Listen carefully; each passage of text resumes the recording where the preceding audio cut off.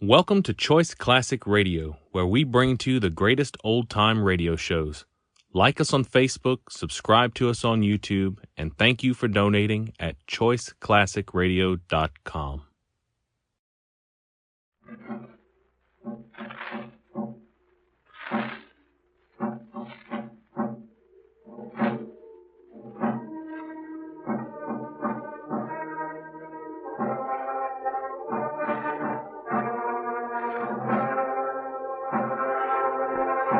Today, Germany protested sharply to the Czechoslovakian government regarding alleged frontier violations.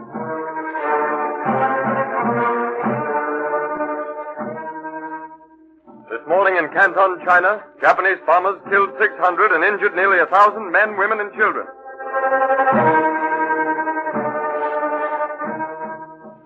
This afternoon, the British steamer Great End was bombed and sunk in Valencia Harbor.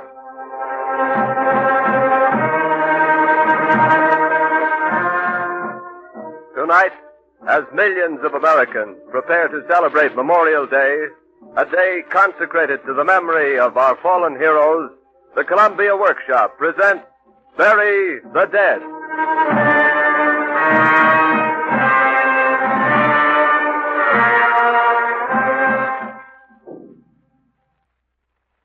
Hey, Sergeant, they stink. Let's bury them in a hurry. What do you think you smell like after you've been lying out dead in the hot sun for 2 days? The lily of the valley? Keep digging. Hey, this is deep enough. What are we supposed to do, dig right down to hell and deliver them over freight hands? Man's entitled to 6 feet of dirt over his face. We gotta show respect for the dead. Keep digging. They stink. Bury them. That's a fine way to talk in the presence of death. Ah, come on. Let's put them away. What's the difference? They'll just be turned up anyway the next time the artillery wakes up. All right. You're in such a hurry, put them in. Put them in neat there. File them away alphabetically, boys. You may want to refer to them later. Yeah, this one's just a kid. Bury him. He stinks. Come on. Let's pile the dirt in on him. Okay, boys. Shovel it in. Hey, wait a minute. I heard a groan. Shut up, soldier. Stop it. I heard a groan. What about it? Can you have a war without groans? Keep quiet. Coming from down there in the grave. Hold it. Somebody down there groaned. Oh, my God. He's alive. Why the hell don't they get these things straight? Pull him out! There. He came from there. Another one. I heard it. Another one standing up in his grave. All of them. All 6 of them standing up. Standing up in their grave.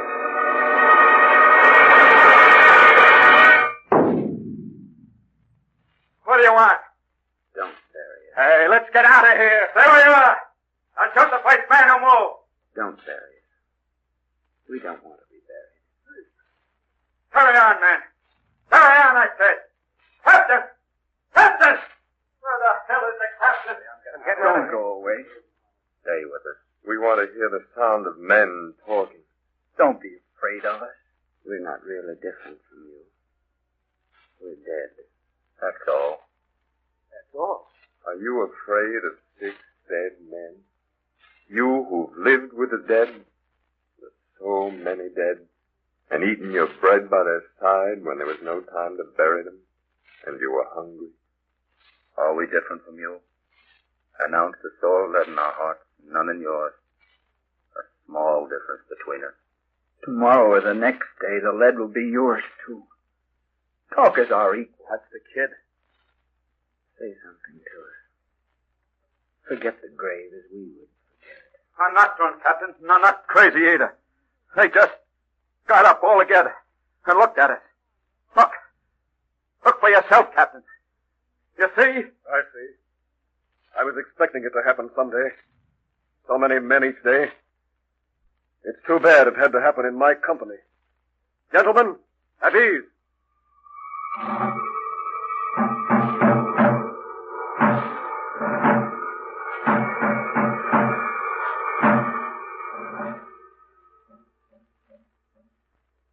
I'm only telling the generals what I saw. You're not making this up, Captain? No, General. Have you any proof, Captain?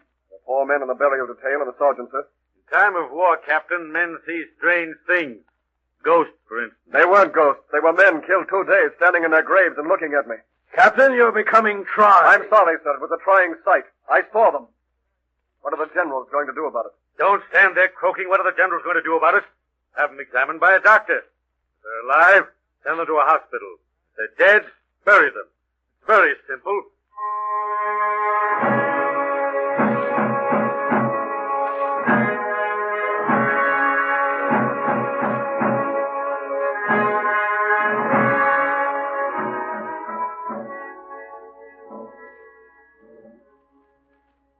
Well, Doctor, Yes, sir. in your report here, you say that each of these 6 men is dead. Yes, sir. And I don't see what all this fuss is about, Captain. They're dead. Bury them. I'm afraid, sir, that can't be done. They're standing in their graves. They refuse to be buried. Do we have to go into that again? We have the doctor's report. They're dead. Aren't they, Doctor? Yes, sir. Then they aren't standing in their graves refusing to be buried, are they? Yes, sir. Doctor, would you know a dead man if you saw one? The symptoms are easily recognized, sir. We have witness certificates from a registered surgeon that these men are dead. Bury them. Waste no more time on it. You hear me, Captain? Yes, sir. I'm afraid, sir, that I must refuse to bury these men. That's insubordination, I'm sir. sorry, sir. It's not within the line of my military duties to bury men against their will. If the general will only think for a moment, he'll see that this is impossible. The captain's right. It might get back to Congress. God only knows what they'd make of it. What are we going to do then? Captain, what do you suggest? Stop the war. Captain!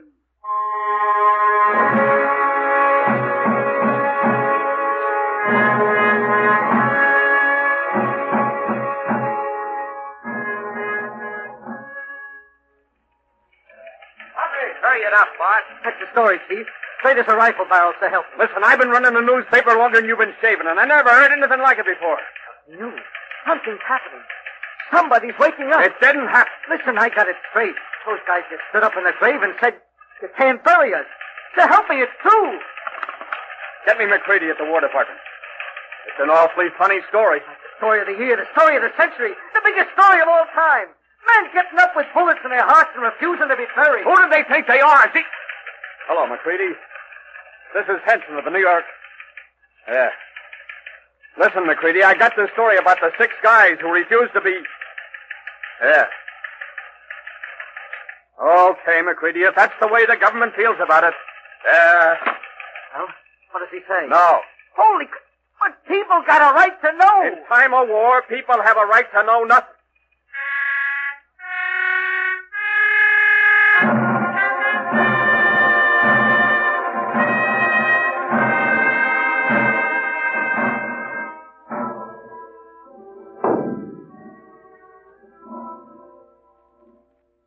Gentlemen, I have been asked by the generals to talk to you.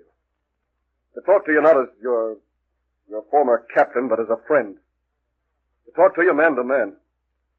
My work is not this soldiering. I'm a philosopher, scientist. My uniform is a pair of eyeglasses, my usual weapons, test tubes, and books. At a time like this, perhaps we need philosophy, need science. First, I must say that your general has ordered you to lie down. We used to have a general. No more. They sold us. What do you mean, sold you? Sold us for 25 yards of bloody mud. A life for 4 yards of bloody mud. We had to take that hill. General's orders. Your soldiers, you understand? We understand now. The real estate operations of generals are always carried on at boom prices. A life for 4 yards of bloody mud. Gold is cheaper, and rare jewels, pearls, and rubies. I fell in the first yard. I caught on the wire. Hung there while the machine gun stitched me through the middle. I was there at the end and thought I had life in my hands for another day. But a shell came. My life dripped into the mud. Ask the general how he'd like to be dead at 20.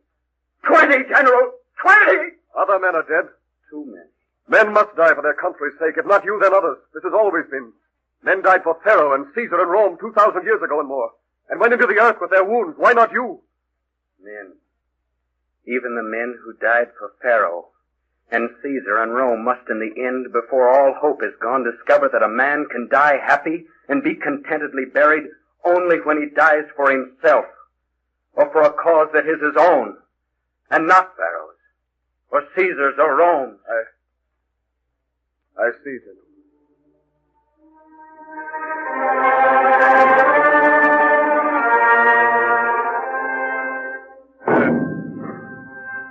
You got any suggestions, Captain? Only one thing left to do now, General. Get their women. What good will their women do? The women will fight the General's battle for them in the best possible way through their emotions. It's the General's best bet. Women, of course. Gad, you've got it there, Captain. Get out their women. Get them in a hurry. We'll have those boys underground in a jiffy. Women! By Gad, I never thought of it. Send out the call for women.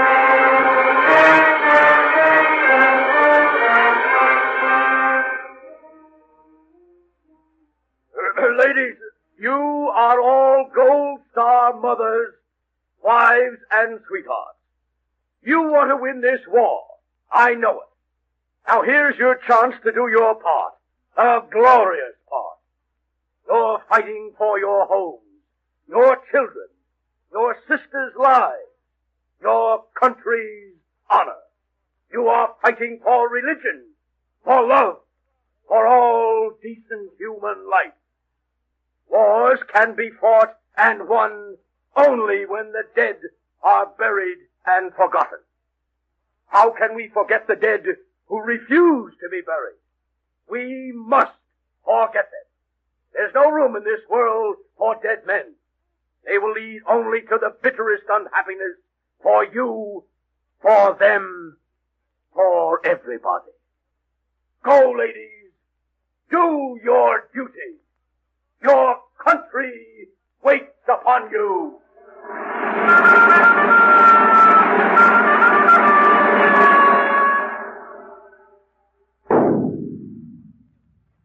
Did it hurt much, John? How's the kid, Beth? Oh, he's fine. He talks now. He weighs 28 pounds. He'll be a big boy. Did it hurt much, John? How's the form? Is it going all right, Beth? It's going. The rye was heavy this year. Did it hurt much, John? What color do you have? Blonde. Like you. What are you going to do, John? I would like to see the kid in the farm. They say you're dead, John. I'm dead all right. Then how is it? I don't know. Maybe there's too many of us under the ground now. Maybe the earth can't stand it no more. You gotta change crops sometime. What are you doing here, Beth? They asked me to get you to let yourself be buried. What do you think? You're dead, John. Well, What's the good? I don't know. Only there's something in me, dead or no dead, that won't let me be buried. You were a queer man, John. I never did understand what you were about. But what's the good? Beth, I never talked so that I could get you to understand what I wanted before. Maybe now. There's a couple of things, Beth, that I ain't had enough of. Easy things. Things like the fuzz of green over a field in spring, where you planted wheat and it started to come out overnight. Things like taking a cold drink of water out of the well after you've boiled in the sun all afternoon and feeling the water go down and down into you, cooling you off all through from the inside out. Things like seeing a blonde kid, all busy and serious, playing with a dog on the shady side of a house. There ain't nothing like that down here in the grave, Beth. Everything has its place, John. Dead men have theirs. My place is on the earth, Beth. My business is with the top of the earth, not the underside. There was a trap that yanked me down. I'm not smart, Beth, and I'm easy trapped, but I can tell now. I got some stories to tell farmers before I'm through. I'm going to tell them. We could bury you home, John, near the creek. It's cool there and quiet, and there's always a breeze in the trees. Later, Beth, when I had my fill of looking, smelling, and talking. A man should be able to walk into his grave, not be dragged into it. How'll I feel? and the kid. With you walking around like that. I won't bother you. I won't even come near you. Well, even so, just knowing. I can't help it. This is something bigger than you, bigger than me. It's something I ain't had nothing to do with starting. Out of the earth like a weed, a flower. Pay for it. You were a good husband, John. For the kid and me. Won't you let me down? Go home, Beth. Go home.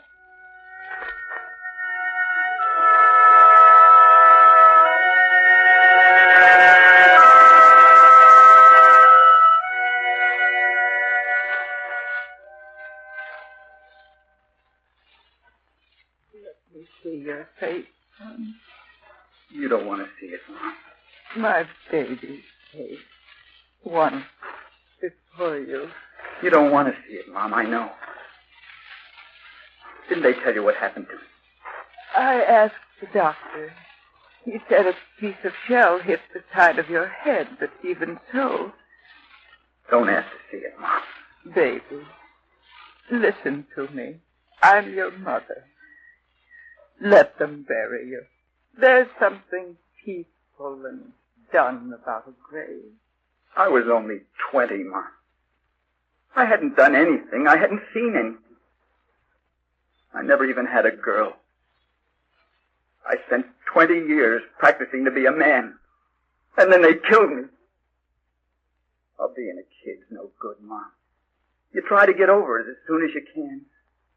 You don't really live while you're a kid.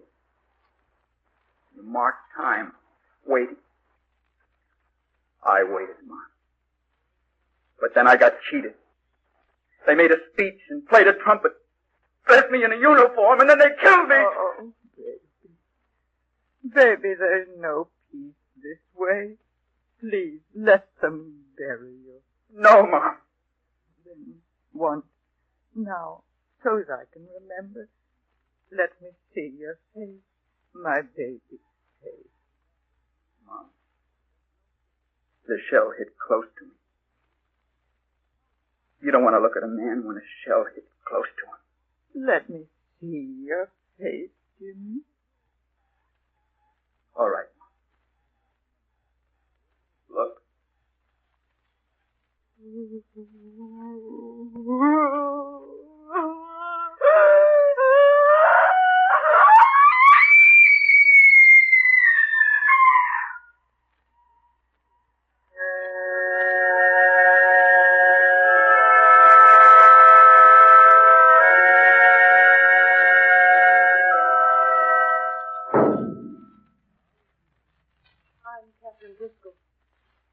I'm looking for my brother. He's dead. Are you my brother? No. I'm looking for my brother. My name is Catherine Driscoll. No. Are you my... I'm looking for my brother. My name is Catherine Driscoll. His name I'm Tom Driscoll. Hello. I don't know you. After 15 years and... What do you want, Catherine? You don't know me either, do you? No. It's funny. I'm coming here to talk to a dead man. Try to get him to do something because once long ago he was my brother. They talked me into it. I don't know how to begin. You'll be wasting your words, Catherine. They should have asked someone nearer to you. Someone who loved you. Only they couldn't find anybody. I was the nearest, they said. That's so. You were the nearest. And I, 15 years away. Poor Tom. It couldn't have been a sweet life you led those 15 years. It wasn't. You were poor, too. Sometimes I begged for meals. I wasn't lucky. And yet you want to go back. Is there no more sense in the dead, Tom, than in the living? Maybe not. Maybe there's no sense in either living or dying. But we can't believe that. You're dead. Your fight's over. The fight's never over. I got things to say to people now. To people who nurse big machines. The people who swing shovels and the people whose babies die with big bellies and rotten bones. I got things to say to the people who leave lives behind them, and pick up guns to fight in somebody else's wars. Important things, big things, big enough to lift me out of the grave right back into the earth, into the middle of men, just because I got the voice to say to them, if God could lift Jesus... Tom, have you lost religion, too? I got a religion. I got a religion that wants to take heaven out of the clouds and plant it right here on the earth, where some of us can get a slice of it. It isn't as pretty as heaven. There aren't any streets of gold, and there aren't any angels. And we'd have to worry about sewerage and railroad schedules in it. And we don't guarantee everybody'd be happy in it. But it'd be right here, stuck in the mud of this earth. And there wouldn't be any entrance requirements like dying to get into it. Dead or alive, I see that. And it won't let me rest. I was the first one to get up in this black grave of ours because that idea wouldn't let me rest. I pulled the others with me. That's my job, pulling the others. They only know what they want. I know how they can get it. There's still the edge of arrogance on you. I got heavens in my two hands to give to men. There's reason for arrogance. I came to ask you to lie down and let them bury you. It seems foolish now, but... It's foolish, Catherine. I didn't get up from the dead to go back to the dead. I'm going to the living now. 15 years. It's a good thing your mother isn't alive. How can you say goodbye to a dead brother, Tom? Wish him an easy grave, Catherine. A green and pleasant grave to you, Tom, when finally, green and pleasant.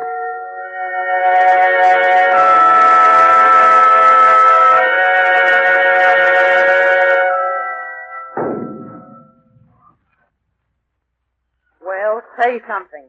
What do you want me to say, Martha? Something, anything. Only talk. You give me the shivers standing there like that. Looking like that.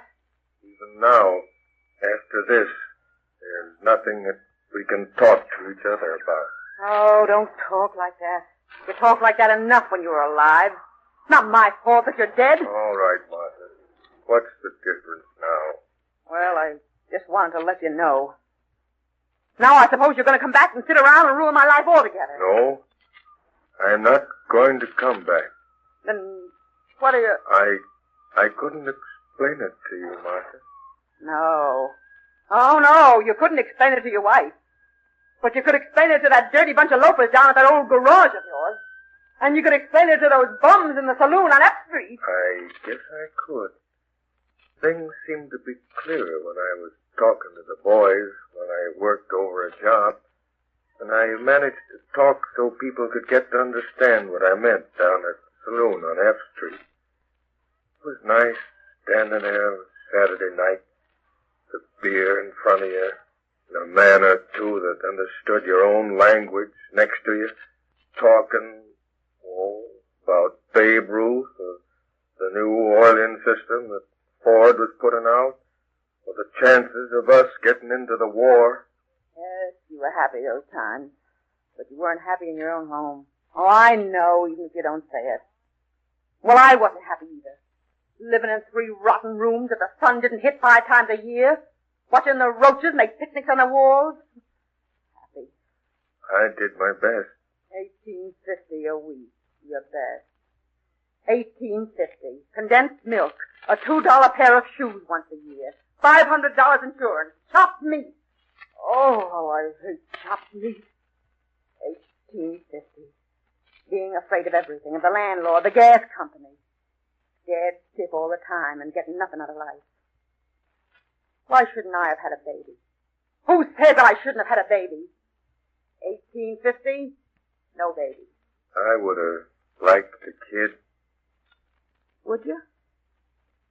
You never said anything. It's good to have a kid.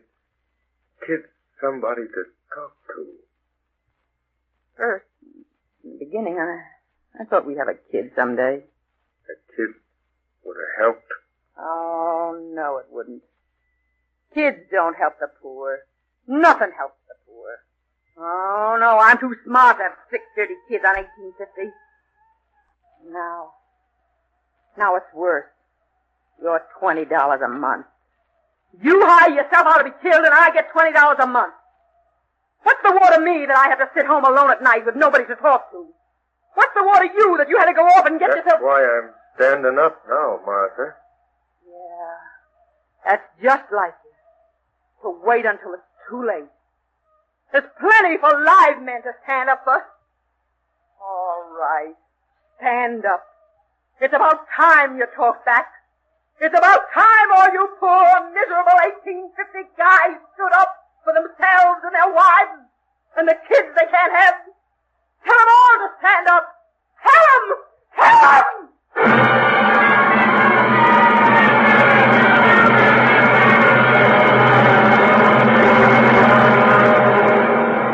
It didn't work.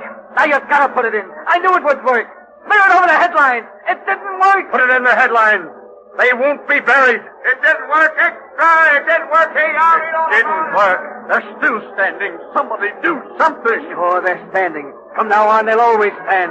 You can't bury soldiers anymore. They stink. Bury them. What'll happen to our war? We can't let anything happen to our war. The day of judgment is at hand. File them away in alphabetical order. Keep it quiet. My husband, my brother, my baby. We've got to put them down. Never, never, never. You can't put them down. Put one down and 10 will spring up like weeds in an old garden. Use lead on them. Lead put them down once, then it'll do it again. Bury them.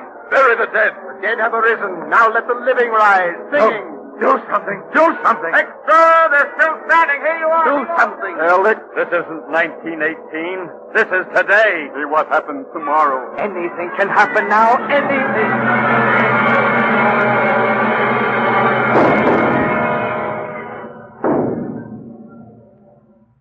Let me have a machine gun. Sergeant, machine gun. I'll show them. This is what they've needed. All right. Get it over with. Hurry. But keep it quiet. I want a crew to man this gun. Now you, come over here. And you know what to do. I'll give the command to fire. Not to me, you won't. This is over me. I won't touch that gun. None of us will. We didn't hire out to be no butcher of dead men. Do your own chopping. You'll be court-martialed. You'll be dead by tomorrow morning. Be careful, General. I may take a notion to come up like these guys. That's the smartest thing I've seen in this whole war, and I like it. What do you say, buddy? It's about time. I'll say it is. What, you insubordinate... Oh, stop it. I had enough as it is. Let him alone. Do it yourself. All by myself? Yes, go ahead. Do it. All right. As soon as I get this gun to working. Never let me see you. Oh, you remember the glass of beer with a couple of bums on Saturday night. A green and pleasant grave. Did it hurt much, John? 4 yards of bloody mud. I fell in the first yard. Never. Tell them all to stand up. Tell them! General, look. They're coming out of the grave. They're coming toward us. Think of us there. Fire, you bloody fool!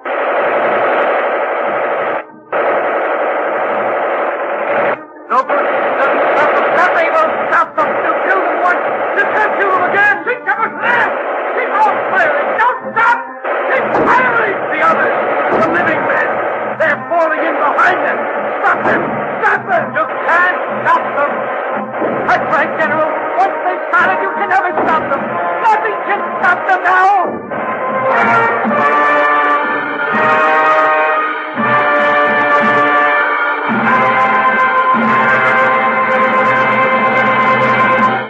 You have just heard the Columbia Workshop's production of the famous American war play, Bury the Dead, by Irwin Shaw.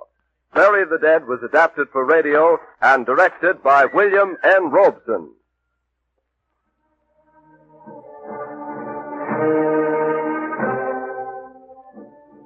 Next week, the Workshop will present an experiment in native rhythms in its production of Tonga Man Fine Ga, a radio play of British West Africa, written and directed by John Carlyle. In this production, native African drummers will present for the first time a demonstration of their talking drums, the most primitive form of wireless communication. Tonga Man Fine Ga, which means Strong Man Fine Girl, will be heard next week at this same time, 7:30 p.m. Eastern Daylight Saving Time. This is the Columbia Broadcasting System.